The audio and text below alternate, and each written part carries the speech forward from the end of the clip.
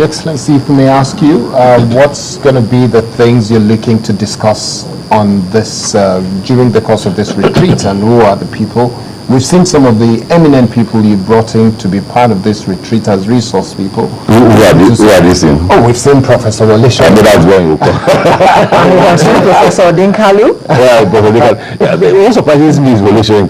Anytime we call upon him, he's ready to render his services free. Yes. It baffles me, and I will ask him one of these days why even at 80, because he's he's 80, willing to render it free of charge. Free of not charging nothing. Absolutely. And if you hear how we got it, somebody just called and said, look, we need to get Professor Walisha to speak to the governors. And I said, I know Prof is in America, and I don't want to trouble him again. Somebody else should. And Kayode did. So when Kayode called me and said, Prof is on his way. I said, from where? I said, from Los Angeles. And he's just coming for us? He said, yes. I said, And the man is going to be 80 in July or so. No, he's so strong. It's it's not about the strength, it's a commitment. He has served this country, and we should honor him for that. But he's one of them. You've seen Professor Dinkalu, you've seen Professor Junaid Mohammed, and all of that.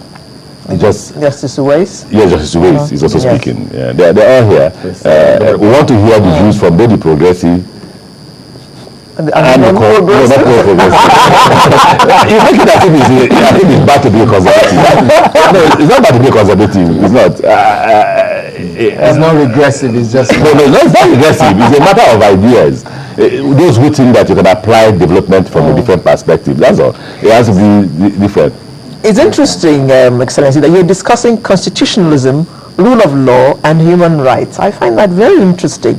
Why is that one of the things that you need to look at? Well, you know what the federal government is doing to me and my state? We want to confirm whether it is really the law or not. You know, one funny thing about what the federal government is doing to my state is a bit ridiculous. They say you're quarreling with the president. Then they deny River State a loan approved by the World Bank, by ADB, $200 billion $200 million approved by World Bank and ADB for us to give the people water. The poor people in River State water. Federal government has refused to sign off just because Governor Mechi does not agree with the president. Meanwhile, Governor Mechi drinks bottled water, and the people who want to drink the water are the people that the president is supposed to be presiding over. Okay, so in terms of the 2015 election, we have to wrap up now because next set of governors are waiting now. In terms of 2015, for you, what does it mean for you? I listen to Buhari in Port Harcourt. I'm going to say it's going to be a watershed. Watershed to the extent that if you don't want crisis out of that election, you must allow a free and fair election. If it is free and fair, then nobody will stone anybody. We must allow Nigerians begin. See, what the rich do in Nigeria is that they vote on behalf of the people. And so they elect their own person or write the names of the person they want, and they say this person has been elected by the people. Now we want the people to elect who they want.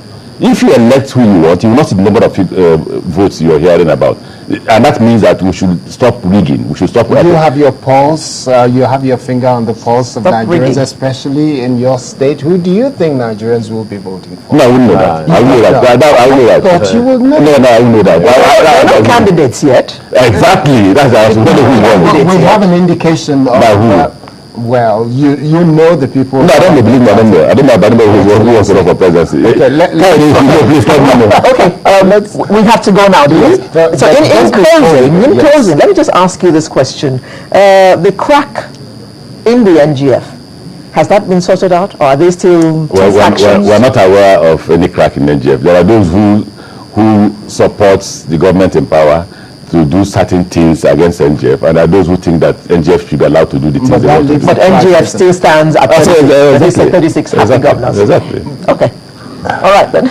I am quite keen to ask Your Excellency, because you cannot say there is no crack. You cannot say there is the Jonah Jang splinter group or a faction, or I don't know. What do you call that one? I just told you here that there is a Nigerian government forum registered with CAC. Yeah. There is no other one. So I don't know what group you are talking about. And I've told you that what you will have are those who agree that NGF is an independent organization, not controlled by the president or by Villa. And those who think that it should be controlled by the Villa. Mr. Chairman, not even that. I think we have election in 2011. And they are consistent. President won, and he's still the president. Do we have 2 presidents or 3 presidents?